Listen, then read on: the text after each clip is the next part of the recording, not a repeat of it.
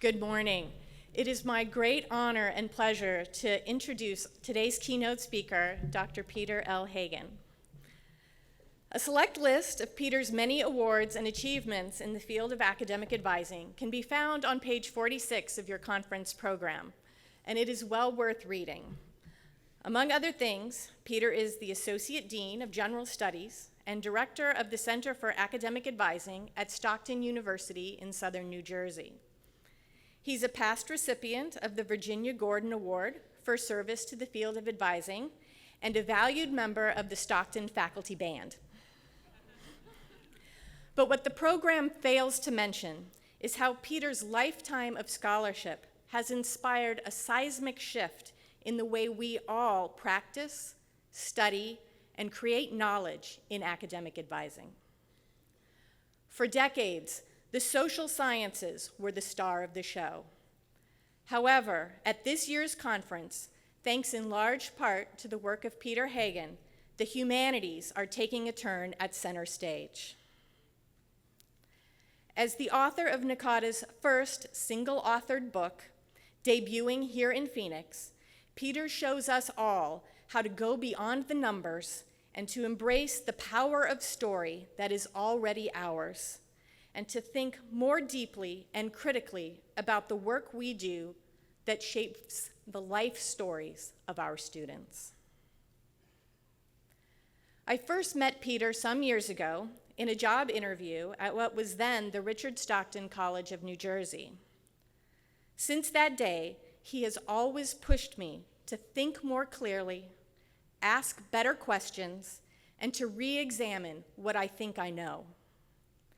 Each time we meet, I still come away with new ideas to explore, new pieces of music to experience, and new books for my reading list. Like all great advisors, he inspires me to push past my initial uncertainty and to seek out new experiences and ways of knowing. I hope his words today will inspire you the same way. Please welcome our 2018 keynote speaker, Dr. Peter L. Hagen.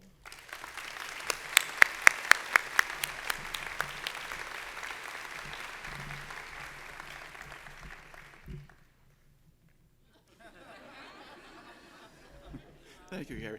Gary, does this tie make me look fatter? Okay. Thank you, Julie. Thank you very much. So it seems appropriate to start with a story. Will that be okay with you? All right. So there were these three umpires. See? Let me get them up on the screen. Three umpires. Well, it was a rainy day in Phoenix. Who knew? And so they had to call the game on account of rain, and they went out to have a beer at a nearby bar. So there they were, just shooting the breeze and talking umpire talk, talking about their profession, and boasting how good each was at umpiring. All of a sudden, the first umpire jumps up, raises his mug, and boasts, "I calls him like I sees him," and slams his mug down on the bar in triumph. The second umpire, not to be outdone by his colleague, raises his mug of suds and says, "You're as blind as a bat. I calls them like they are," and slams his mug down on the bar. Well, the third umpire, secure in the knowledge that he knows the score, outdoes them both by saying, "They ain't nothing till I calls them," and slams his mug down on the bar so hard that some of the beer sloshes out. Well, the first umpire approaches his job from a philosophical point of view that we might call phenomenology, a movement in philosophy made famous by Edmund Husserl. A phenomenologist is someone who draws knowledge from experience, the way things appear. As a phenomenologist, that first umpire's project is to describe his experience directly. And what could make more sense than that? You probably know people like him. Maybe you are like him. Well, the second umpire is supremely confident that he can see things as they really are. He's a positivist, someone who believes that there is a knowable external reality and that scientific method, coupled with careful observation, is the only way to obtain knowledge. Positivism is a philosophical stance that was first put forward by Auguste Comte, There he is on the screen. He looks like a dour fellow, but famous enough to be on a postage stamp. A positivist believes that inquiry must be true to the data of experience and that we must describe these facts, establish general regularities or laws, and make predictions based on those regularities. And what could make more sense than that? I know lots of people like that second umpire, and maybe you know some people like that too. Maybe you are like that person, like that second umpire. But the third umpire is the one that interests me most for the purposes of this talk. Okay, he's arrogant, he's a narcissist, I'll grant you that. But he's exhibiting a narrative, constructivist epistemology that sees knowledge as created, not discovered. In his world, what matters is what he interprets, the meaning that he creates. And Jean Piaget is credited in many circles with being the father of constructivism. Now look at that picture. Isn't that sweet? Wouldn't you like that man as your father? He's so nice. And in our world of advising, I would argue, what matters most is what we interpret, the meanings that we create and co-create, the understandings that we achieve. And what could make more sense than that? So, what does this story have to do with academic advising? Why should we care about these umpires? They all get the job done. Well, the thing is, we probably can see ourselves in one or more of these umpires. Like the first umpire, many of us rely on empirical evidence, the way things appear to us. We listen with extreme care to learn everything we can about the student before us. Like the second umpire, many of us rely on data, the things that are given to us. We assemble all the information that we can find, establish general regularities, and make predictions in order to help a student before us. But like it or not, empirical evidence and data are not enough, because like the third umpire, we all create knowledge and meaning along with the student who is with us, even when we think we are not, even if we would like to see ourselves as coming to know external reality like the second umpire. Now, perhaps epistemology is not quite your mug of suds, but I've been to enough narcotic conferences to know that at least this much is true. We advisors, like those umpires, sure like our beer.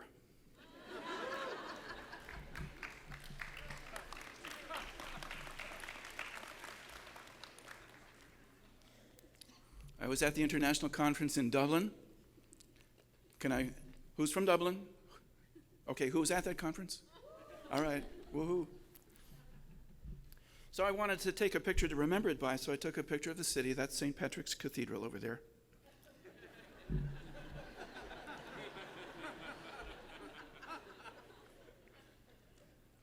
If you ever get a chance to go to an international conference, take that chance. So advising, I maintain, is a discursive realm where discourse reigns supreme. And in the discursive realm of advising, positivism is not enough. In the performance of our advising duties, knowledge about our students is not acquired in such a way that unmediated reality impinges upon our brains directly, but is produced, constructed in the interaction between one mind and another. Now, if you're feeling like you're already stuck in the weeds, maybe this would help. Let's look at this in terms of what has been called the narrative paradigm, first developed by Walter Fisher in 1985. He contrasted it with what we might think of as a ruling paradigm, in the West at least, the rational world paradigm. So in the rational world paradigm, the one we're most used to, decision-making is based on arguments. Back one slide. Humans are rational in the rational world paradigm. That makes sense. And that's what gave rise to the name of our species, Homo sapiens. But in the narrative paradigm, where constructivism reigns supreme, humans are storytellers. And we might think about renaming our species as Homo narrans, the storytelling animal. In fact, there's a book by that title that I recommend to you. In the rational world paradigm, we make decisions based on arguments, and arguments in turn are based on specific criteria for soundness and logic. They conform to logic. In the narrative paradigm, by contrast, decision-making and communication are based on good reasons, which are based in turn by matters of history, biography, culture, and character. Rationality in the rational world paradigm is based on the quality of evidence and on formal reasoning processes. But over on the narrative side of the house, rationality is based on people's awareness of internal consistency and resemblance to lived experience. And in the rational world paradigm, the world can be understood as a series of logical relationships that are uncovered through reasoning. Whereas in the narrative paradigm, we live in a world that is filled with stories, and we must choose among them. So which side of this are you on? Which side of the aisle are you on? People coming from the humanities traditions tend to line up on the right side of the diagram. People in the social sciences, and certainly the hard sciences, tend to line up on the other side. I will admit to having a bit of a bias towards the narrative paradigm. I believe it is wider in scope and ultimately more useful to an organization that calls itself the Global Community for Academic Advising. All cultures value stories. Both paradigms, though, are valid, and their proponents on both sides of the aisle need to recognize that there are two high roads to knowledge about advising and two highways to inform our practice. I'm not saying that we need to run the rational world paradigm off the road, not at all. I am saying that these two paradigms provide us with two main highways. Where's my Jersey peeps? I'm surprised that they identified themselves. Usually we like to keep it a secret. And of course, what's the standard Jersey joke? What exit, right? So, two paradigms. I think we need two.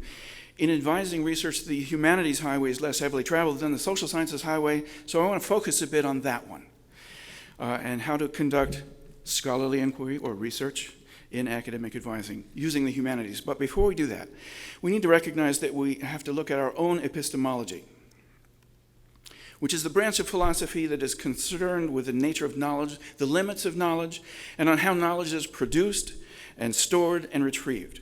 In broad outline, many people in the humanities hold an epistemology that views knowledge not as uncovering facts that have until now remained hidden, rather they see themselves as constructing knowledge. Generally speaking, one's epistemology just seems like common sense. It's exceedingly difficult to take a step back from one's research project and examine the epistemology within which one operates. Now, steeped in the positivist traditions of the social sciences, a researcher from those traditions might say, well, of course we need to use the hypothetico-deductive method. How else can we dispel uncertainty and get as close as ever we can to the truth? By contrast, a researcher nourished in the traditions of the humanities might say, I'm going to do a close reading of these texts, examine them in their historical and cultural contexts, and take into account the author and the audience. How else can we dispel uncertainty and get as close as ever we can to the truth? Both researchers are in pursuit of the truth, but their two notions of truth may differ somewhat.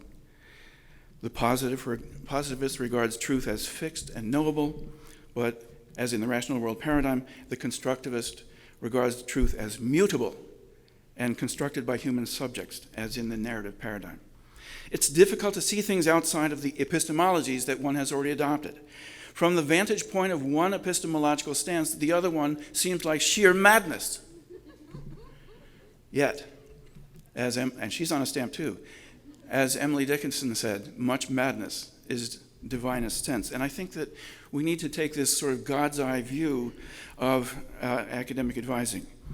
The field of academic advising needs researchers and practitioners who travel either of the major highways so that we may come to know and understand the whole of advising. It follows from such an integration of epistemologies that we need researchers and consumers of research, that's you. No, you're the researchers too. Yeah. Who, although they might primarily drive one of the two highways, respect and understand those who travel the other and trust that we need both ways to get there. One of my favorite lines from William Blake, talk about austere. He made it to a postage stamp too, but not in his own native England. That's from Romania. He said in The Marriage of Heaven and Hell, without contraries is no progression. And I think about that all the time. Without contraries is no progression. These two highways I'm talking about are contrary to each other, but they travel in the same direction. And I believe they need each other to make progress in our field. The positivist advisor or researcher or administrator looks at product, observable facts like graduation rates, and seeks out causes that can explain differences in observable facts. This is not inherently wrong. You know, what could make more sense than that? It's efficient, but that efficiency comes at a price. A scientific approach to the practice of advising and advising administration is economical and has the advantage of having the approval of the wider society in which we work. But, at least in the West, this is why it's easier to use positivist epistemologies to create advising strategies that provosts and legislators and the public might support. And in the current age, there is a thriving cottage industry of software products designed to provide the comforts of such strategies. They're called predictive analytics. But in the narratological or constructivist advisor or administrator looks at process, such as the co-creation of education narratives, and seeks out ways so that the student can have ever more meaningful experiences. This is the road less traveled. This is the road that is more difficult to use if we seek to justify the need for advising to those who hold the purse strings. But we need both roads to get to where we're going. Oh, come on now. You're probably thinking right now, come on, get real. Knowledge is constructed. I watch PBS. You can't fool me. Knowledge is about discovering the truth about things as they are. It's hard to argue with this reasonable point of view. So I'm tempted to, at this point, to get effete and snotty and use the argument put forward by the 20th century American poet Wallace Stevens, who said, "But things as they are changed upon the blue guitar." It's a brilliant statement. Where's my English major, homies? There's a lot of you.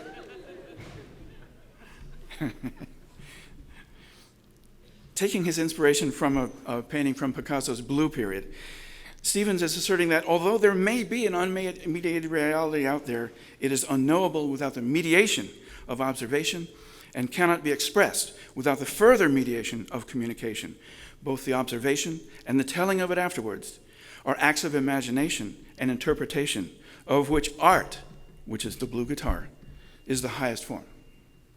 It's no secret that academic advising is a field that is still dominated by research stemming from positivist epistemologies. Bless you. There's nothing inherently wrong with positivist epistemologies. I keep saying that, and you got to believe me. I'm okay with it. What could make more sense than positivism? They got us to where we are today, and they will continue to move us forward. But there is something wrong, I maintain, with an unexamined obeisance to one epistemology over another. That is, I say it is wrong to practice advising, to do research in advising, or to administer advising programs without examining our own epistemology and being open to the possible validity of other ones, other epistemologies. And so this is my main point. In order to tell the whole story of advising, we also need research stemming from constructivist epistemologies. The time is ripe to turn to the humanities for what it can offer to practice, to the research, and to the administration of advising. I'm not calling for a paradigm shift. I do not assert that positivist apologies need to move over and make room for constructivist epistemologies so that, the humanities are in the foreground forever and ever. No. I do assert, though, that such positivist approaches have to move over a little bit. I'm singing a Beatles song in my head right now. Move over once, move over twice. Come on, baby, don't be cold as ice. Oh, you're all too young. You don't remember that one.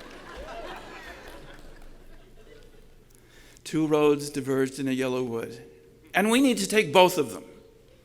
It's not an either or. We've relied on one of these too long, thinking that it is the high road to truth about academic advising, but it's not enough. Each road is indispensable to the other. We need to acknowledge that. I urge this for academic advising. We need logic and imagination, reason and emotion, rationality and narrative together. They need to be conjoined in academic advising practice, research, and administration so that we can tell the whole story of academic advising and understand its power. It's time for the interpretive turn in academic advising research and practice, as has happened in other fields. So what is this interpretive turn? Well, it's a turn of phrase that pertains to a movement that has taken place already in several fields in the social sciences, such as political science, jurisprudence, education, anthropology, and psychology, where, as with advising, the preponderance of research had stemmed from positivist points of view. Say that 3 times fast. This turn has already been happening to some extent in our field. Witness the theme of this conference, after all. But it needs to happen a whole lot more before we can feel like we are on the way to knowing the whole story of advising. By my count, we now have 4 jury journals, 4 scholarly journals with plenty of space to fill. In advising, research investigators have recently looked at the works of such philosophers as Martin Buber, Thomas Dewey, Martin Heidegger, Hans-Georg Gadamer, and Paulo Freire, just to name a few. And also here at NACADA, we have a research center with a director. She's sitting over there, who is eager to promote research from the humanities as well as the social sciences. This is the time. It is our turn, as a field, to take the interpretive turn. So what would this involve? Well, wouldn't you like to know? Here it is. Excuse me. Sorry. How about this humidity, huh?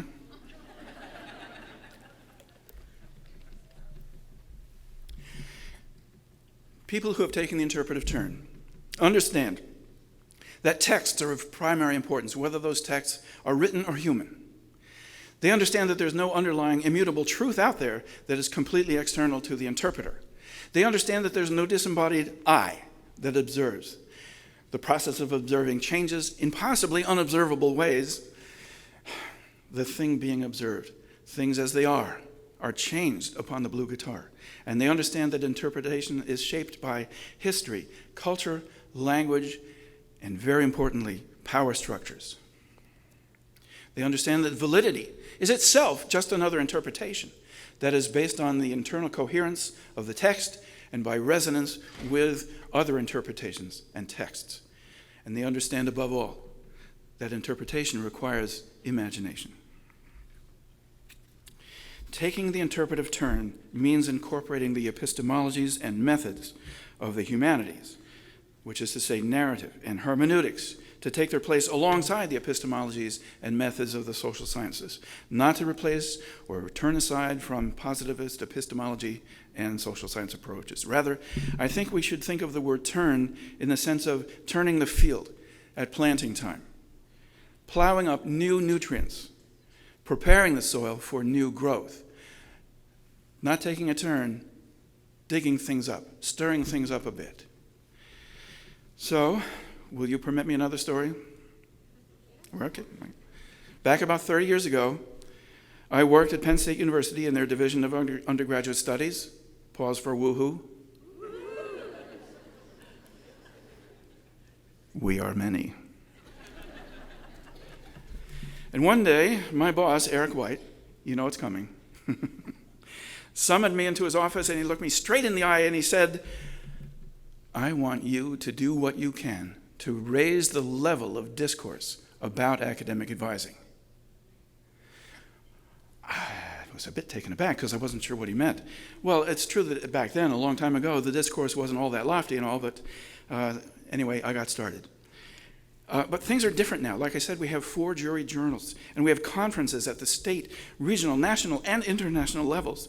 We have an outpouring of other publications and resources produced by NACADA and others. That's a lot of discourse to raise up, and it's getting raised up pretty well these days.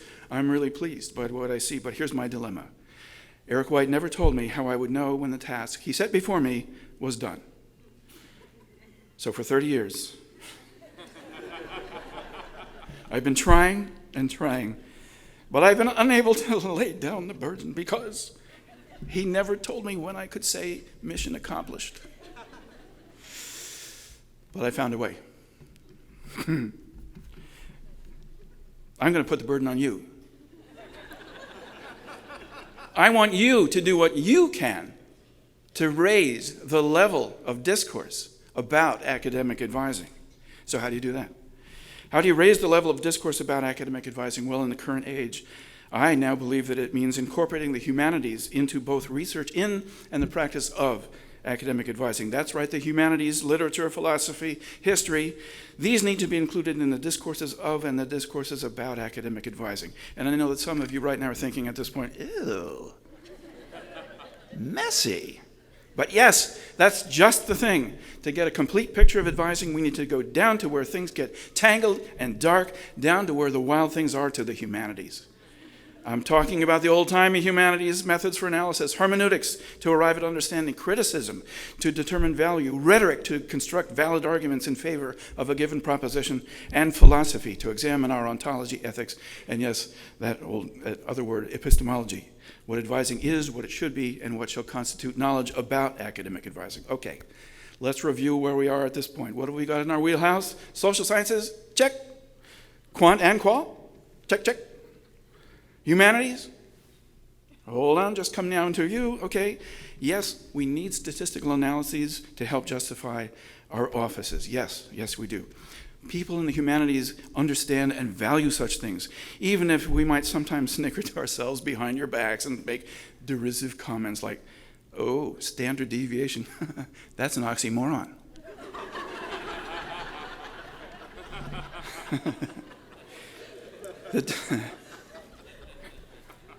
The time for an interpretive turn is upon us. We already know how to do social science in academic advising. Let's do more of it. Now we need to do humanities in academic advising, drawing upon hermeneutics, criticism, rhetoric, philosophy, and I would say even mythology and narrative. I don't want to depose the sciences in advising. Rather, I seek a coevolution, a consilience, a turning of the field to enrich us all. So if your own scholarly background is in the humanities, then welcome home. Your epistemological stance, your research aims, your methods, and your striving for research validity, they're all here waiting for you to apply to academic advising research. And I want to echo what Dean Mercer said earlier. It's up to you to get involved in research. Please think about it, especially you first-timers. There are so many of you. It's so gratifying to see you all. If your scholarly background is in the social sciences, check it out. There's more than one highway to the truth. But whatever side of the aisle you sit on, start getting involved in research now, even if you haven't already. Stop by the research room, which is in West 101C, if I'm not mistaken, and some folks from the research committee may very well be there to help you get started. I want you to tell the whole story of academic advising. I want you to do what you can to raise the level of discourse about academic advising. Thank you.